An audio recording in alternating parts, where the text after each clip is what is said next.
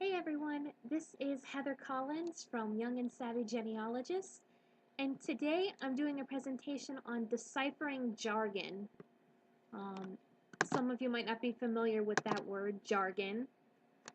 Jargon is a really good word, and it's really appropriate for this situation that I'm talking about because um, it's a word that, as defined by Google, it means special words or expressions that are used by a particular profession or group and are difficult for others to understand. And when you're looking at genealogy records, this can happen a lot. Um, you're looking at a record and there are symbols or words or abbreviations or random strings of numbers or check boxes or whatever it is that you look at and you have no idea what they mean. It's the information on records that is oddly specific to that record, and you're not going to be able to understand it just by looking at it. You need historical context in order to know what it even is. It can happen on any type of record, but it tends to be most common in my experience on any type of record that deals with travel. Um, Especially whether it's immigration or military records, but anything that involved people moving from place to place, dealt with processing lots of information at the same time for multiple people in succession. There tend to be ways of trying to expedite that by dealing with certain random pieces of information related to that travel or abbreviations to make the process go quicker.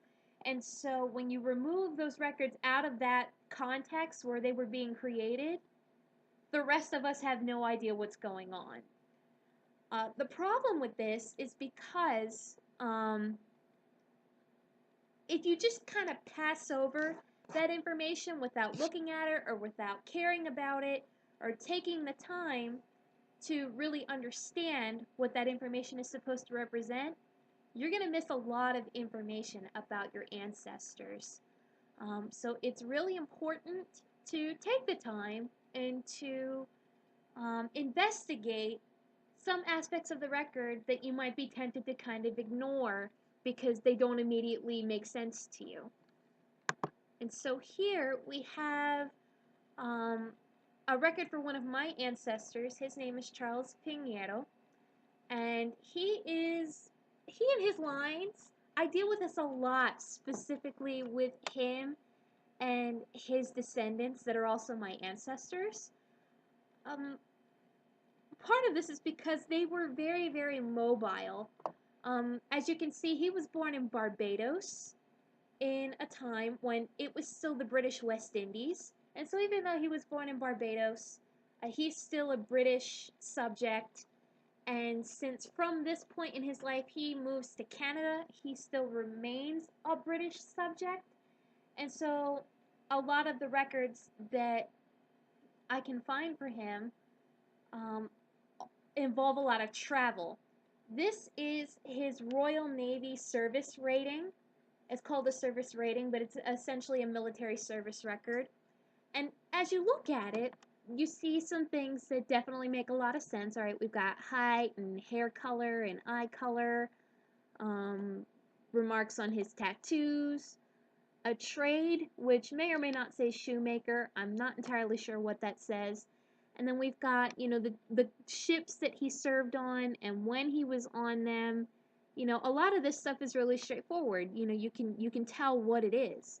But then as you look at some of these other little notations here, okay, you've got some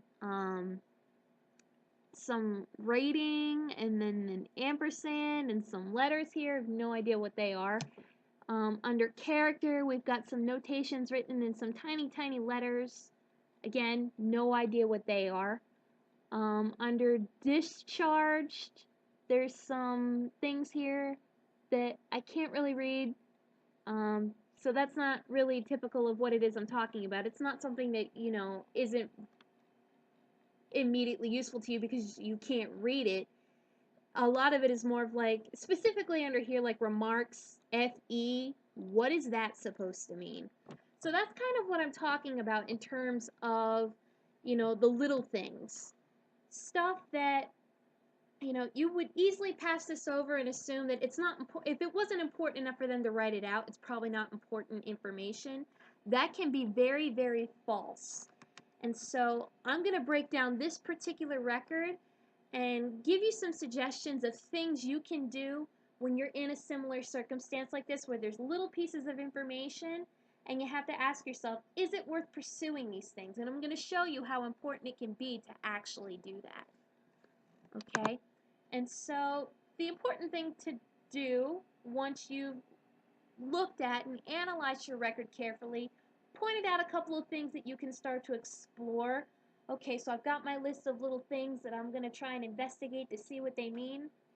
Now, where do I go to look for that information?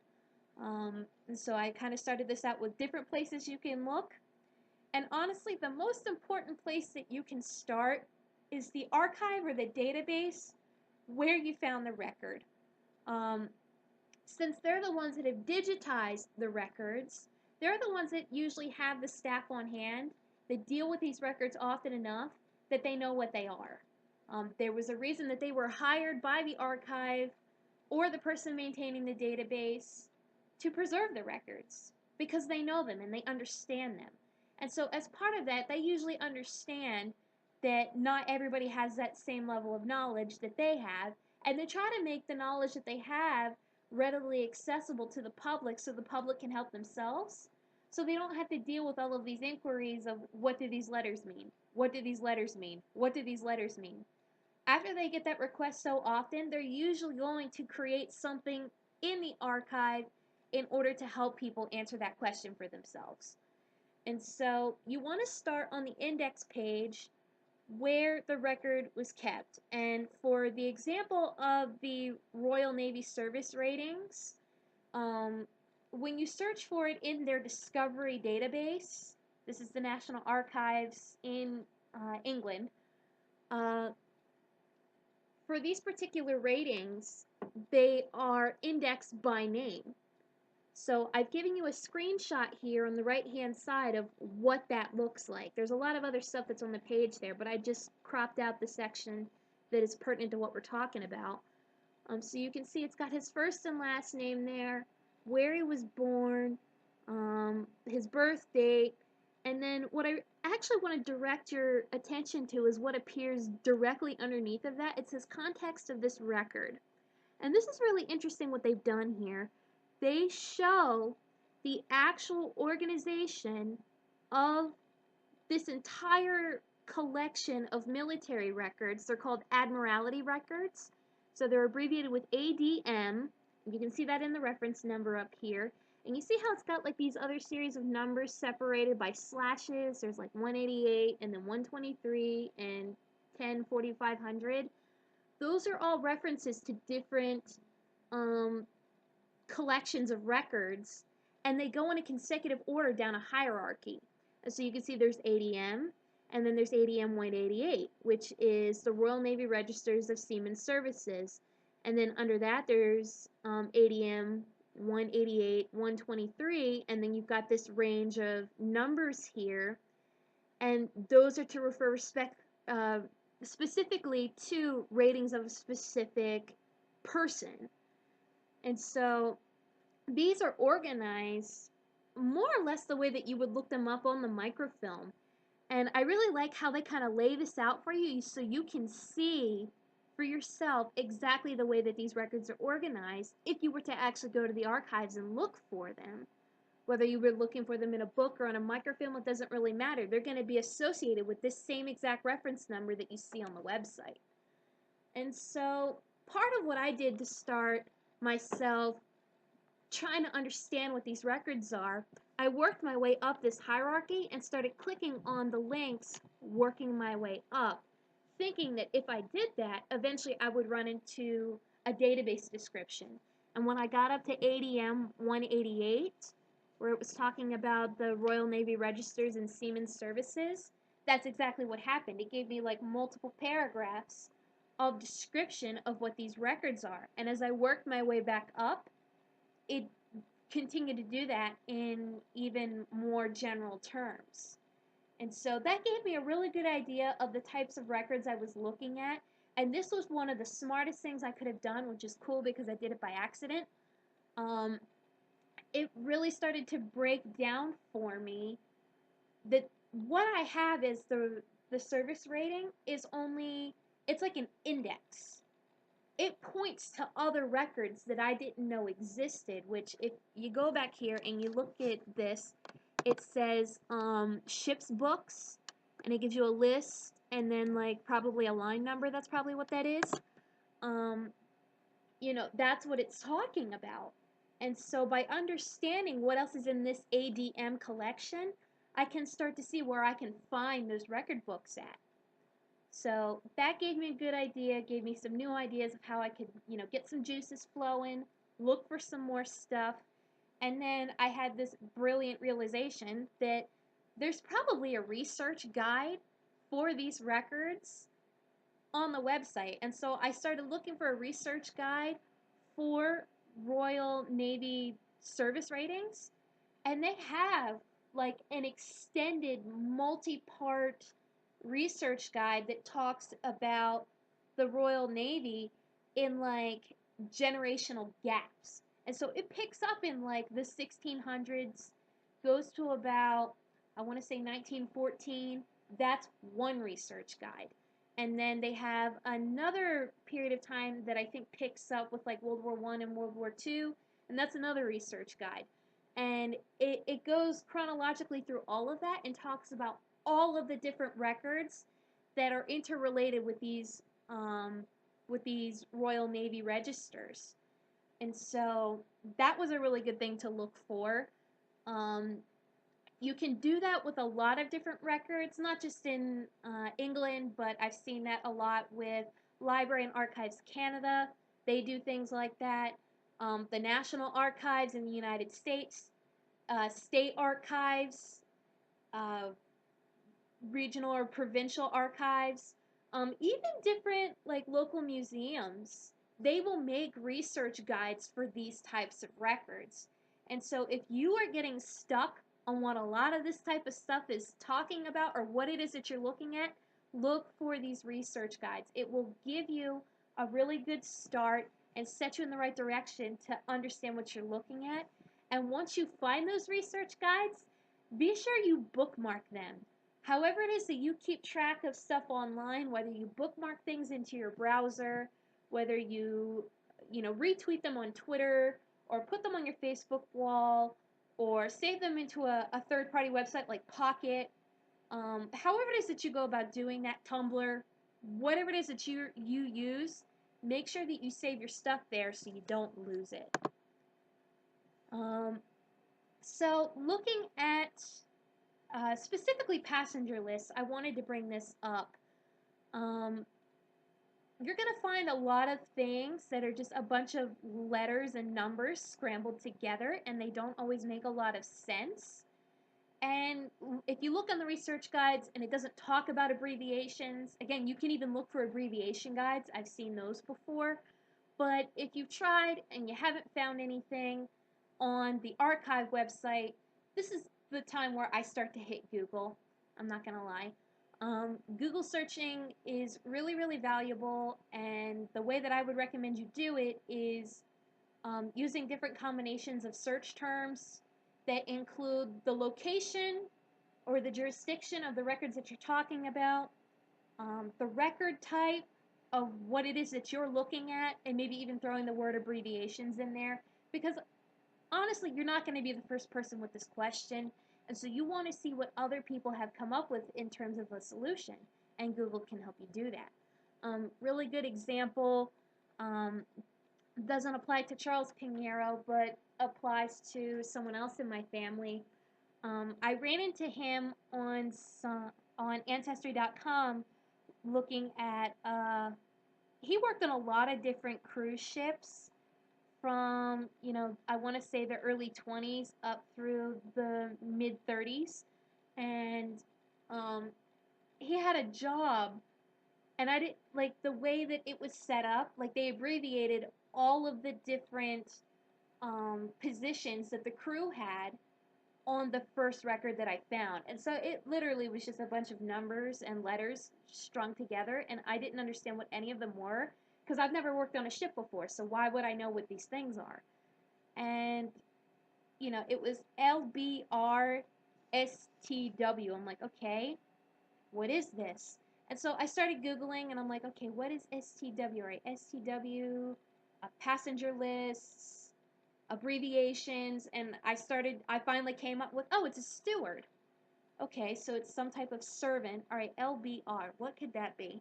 And I just kept Googling random different things, or like Canadian passenger lists, like the different abbreviations I was looking at, and I just kept trying to do that, and eventually I saw it like smacked me in the face. It wasn't even anything I found specifically in terms of like a guide. It was like a blog post where someone was talking about their ancestor, and it said library steward. I'm like, okay, that must be what that means. And then once I got a term to look at, I started Googling that more and discovered like all of the intricate little hierarchy of people that go into working on a ship. And so that was kind of random, and it was really delightful. And an important resource that helped me to really understand the world of shipping and the service records that go together with ships, believe it or not, was Wikipedia. Wikipedia is a really good resource if you're doing anything with shipping, whether it's military ships or commercial ships. Like, there is just this group of people online that want to make the history of these, especially the British ships, known to people. And so you can literally look up ships on Wikipedia, and it even includes different kinds of pictures that you can have because they're in Wikipedia Commons, and that's what this is right here. This is the HMS Bellerophon. There are multiple incarnations of ships with this name, and so this is the one that was commissioned. I don't know if it was actually commissioned. That word means something completely different, but it was kind of set on its course to do its thing in 1865. And so there was even a disambiguation page to help me narrow down which HMS Bellerophon I was looking for. And so don't forget to check out Wikipedia, and don't forget to check out the Commons for different pictures of things you could be looking for. Also, don't forget to use social media. Social media is a really good way to find this information. If you can't figure this out on your own, it's important to start formulating questions that you can ask other people. Especially since again, we talked about this a little bit earlier, the people who are experts in these records are the people who are working to digitize them. So you already know in the archive where you found the record, there are going to be people who know this stuff. And so go to their website, look for inquiry type of functions to ask them questions. Ask them the specific question that you want an answer to, and usually within a couple of days somebody will get back to you. But if that doesn't work out, you can try finding other experts who deal with this record type that you're trying to analyze. Look for different museums. A good person that I could go to if I had a question about these Canadian or British Royal Navy records, I can talk to, war museums and stuff like that. Like, I found a couple that I just followed on Twitter that, if I had questions, I could probably ask them those questions, and if they don't know the answer, they'll direct me to somebody who does. You could talk to different historical interpreters at specific historic sites. A lot of them are trained to answer these types of questions for the public. University professors, if you are looking more through academic records or academic like journals and stuff, and you find that someone has published this paper all about the Royal Navy in the Caribbean, get the name of the professor and try and, track them down and ask them a question. Usually you can find a directory on a university website if they're teaching at a university.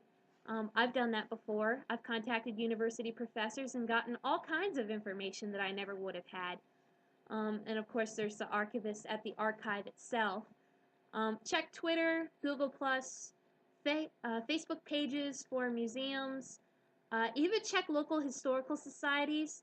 Um, a lot of them will have researchers that are usually working in the community in some capacity where they deal with these types of records. In the United States or even other places, I don't know necessarily how national or state parks work in other places, but I know in the United States, state and national parks have people that that are kind of well trained to talk to the public about specific conflicts or specific historical sites. And so talking to them could be a really good idea. Um, Probably not necessarily online, but maybe in person, they could be good people to talk to. And if that doesn't get you anywhere, ask other genealogy researchers in research groups. Especially, I've had really good experiences with Facebook for this one. There will be entire Facebook groups that are dedicated to a certain conflict or a certain battle or, a certain county or a certain state. Look for these research groups and just post an inquiry. Does anybody have experience um, with these Royal Navy service ratings? Can someone help me understand what some of this information means? Um, Formulate a specific question and then ask. Don't be afraid to ask. I feel like a lot of the hesitation that people have to get involved in social media is they're afraid to ask questions because they don't want to look dumb. You know, some of the most important breakthroughs I've ever had in my family history research have been because I've been asking questions on social media. If somebody doesn't answer me, I don't care. I'll just go on and find somebody else to ask. And I'll just keep asking until I find the answer that I'm looking for. A lot of the times, it doesn't even matter whether they answer me or not. Sometimes I'm able to find the answer I'm looking for because of the way asking other people questions makes me rethink what my research problem really is. And so don't be afraid to ask questions. Use social media to do that. And, you know, be open to whatever it is the person's going to say to you. So, don't get mad or upset if they don't know the answer to your question or even if they don't answer you back. Just take everything as it comes and keep working through the problem until you find an answer. And if someone does help you, this is just an etiquette thing. This is my personal standard of what I do in terms of etiquette. If someone helps me out, and especially if they don't ask for payment in order to give me help, I will 9 times out of 10 go and make a donation to their site or their organization, no matter what it is. And even if they do have like a shipping fee or something that deals with, processing an inquiry and they send me a copy of something and I have to send them payment, I will usually add a donation to my payment because of the way that they help me. Anybody that goes out of their way to make my life easier as a genealogist, I don't expect to get that for free. And so, whatever I have in terms of being able to donate, I will give. I want to reward the behavior of somebody not asking for something or making my life harder as a researcher. And so I will always donate when I can. In addition to that, and this is something I need to get better about, um, I always try to, when I'm writing blog posts about the experience afterwards, to link to their website and praise what they do well. And on Young and Savvy Genealogists, I have an entire series of posts that I'm working on called Sweet Spots, where I talk about people who kind of give me the hookups in that type of way. I think that type of behavior deserves to be rewarded and it deserves to be noticed, and so I go out of my way to make people notice when things like that go well. If nothing else, like their pages, follow them, subscribe to the content that they're creating, favorite and retweet so they get a higher social media standing. If being on their website or interacting with their web presence helped you you need to help them back. That's just something I firmly believe in. And if you're not necessarily a Web 2.0 type of person, find a way to send a thank you card. Even if it's, attention so and so person that works at the archives, and you just put the address on there, you know, eventually it'll find its way to the person. Thank you cards are a really great way to go about doing that. And as always, don't forget to pay it forward. You can't expect people to do nice things for you and then you don't pay it forward in some special way. And so it doesn't really matter how you do it. Even if it's, I'm going to look on Find a Grave and find some requests that I can answer.